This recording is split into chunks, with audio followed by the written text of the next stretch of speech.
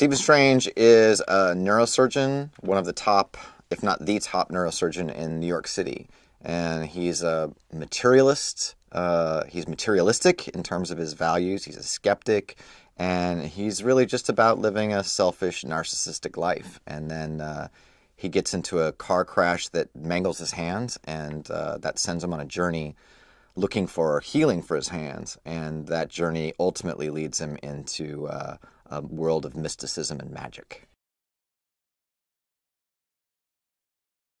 I mean, I think there's so many things about Doctor Strange that appealed to me. I do think it's probably the only comic book movie that I'm personally suited to do. It's my favorite comic book and has been for a long time. And I grew up reading Marvel comics, and the uniqueness of Doctor Strange was the magic mysticism of it, the visual ambition of the other dimensions, the way they're represented in those early comics by Steve Ditko, and then in later iterations as well.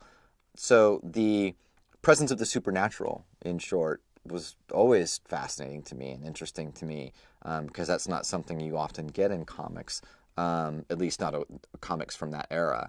But also then the character of Stephen Strange. I just always had a certain identification with it. This character who was sort of lonely and had gone through a gauntlet of suffering, and that suffering resulted in transformation, which was ultimately for the good, for him and for the world.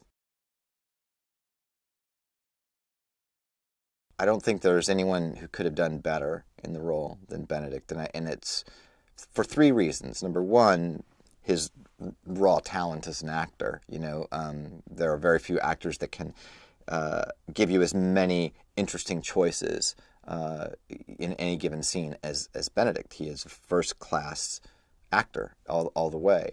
But what separates him from a lot of other first-class actors is, I think, his personal combination of high intelligence and depth of feeling. He has a very active mind, and he is very bright. And when you talk to him, it's very clear that he's very well educated and very smart. But he also has an incredible depth of feeling, and that's what enables him to have such a broad range of talent as an actor, and enables him to make such interesting choices. And Doctor Strange is a complex character. He is not simple. He's also unlikable to start with, and yet you stay engaged with him. He's unlikable, but he's interesting. And Benedict is good at that kind of character. He can play a character that's not necessarily the most likable or most appealing character. But I don't believe characters have to be likable. They have to be interesting. And Benedict is, I think, very good at playing characters who normally, and if you met them in the real world, would not necessarily be likable, but they're interesting. And therefore you want to watch them. And then as you watch them start to transform, you actually root for them. I mean, I hope that people get a strong sense of both the fresh and the familiar. The familiar being, I want it to feel like a Marvel movie. People have a certain expectation when they pay to go see a Marvel Studios movie. And I think this movie feels like a Marvel Studios movie. It's certainly a good origin story of a Marvel character.